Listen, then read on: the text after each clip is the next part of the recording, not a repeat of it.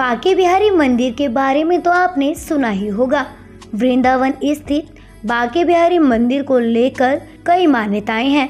यहाँ देश विदेश से लोग बांके बिहारी जी की एक झलक पाने के लिए आते हैं। वैसे तो मथुरा वृंदावन में भगवान कृष्ण के बहुत सारे मंदिर हैं, लेकिन बांके बिहारी मंदिर की प्रसिद्धि अलग ही है। बांके बिहारी मंदिर कई चमत्कारों से भरा हुआ है। यहाँ जो भगवान कृष्ण की मूर्ति विराजमान है वह भी बेहद चमत्कारी है।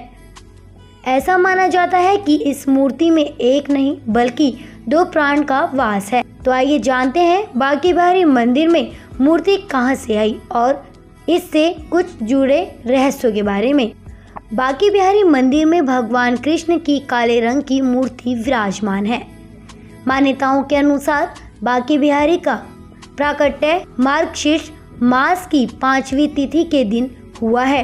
हर साल इस दिन वृंदावन में विशाल उत्सव मनाया जाता है। आइए जानते हैं बांके बिहारी की मूर्ति के प्राकट्य के पूरी कहानी के बारे में।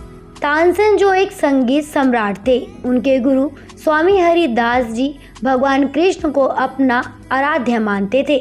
उन्हें अपना संगीत भगवान कृष्ण को समर्पित कर रखा था। वह भगवान कृष्ण की भक्ति में पूरी तरह से लीन रहते थे। वह भगवान कृष्ण की रासलीला स्थल निधिवन में बैठकर भक्ति गीत गाते हैं।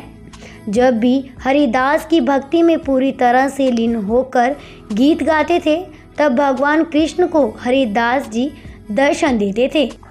एक दिन हरिदास जी के शिष्य ने उन्हें कहा कि हम सब भी भगवान कृष्ण और राधा जी के दर्शन करना चाहते हैं। इसके बाद हरिदास जी अपने शिष्यों की भावनाओं को ध्यान में रखकर भजन गाने लगे। कुछ देर बाद भगवान कृष्ण और राधा रानी ने उन्हें दर्शन दिए। उन्हें भगवान कृष्ण और राधा रानी से अपने भक्तों की इच्छा के बारे में बताया। तब भगवान कृष्ण और राधा रानी ने उनसे उसी स्वरूप में वहां रहने की बात कही। इस पर हरिदास जी ने कहा, हे प्रभु, मैं तो एक संत हूँ, मैं आपको तो जैसे तैसे रख लूँगा, लेकिन राधा रानी को कैसे रख पाऊँगा? उनके लिए रोज़ाना नए वस्त्र, नए आभूषण कहाँ से लाऊँगा?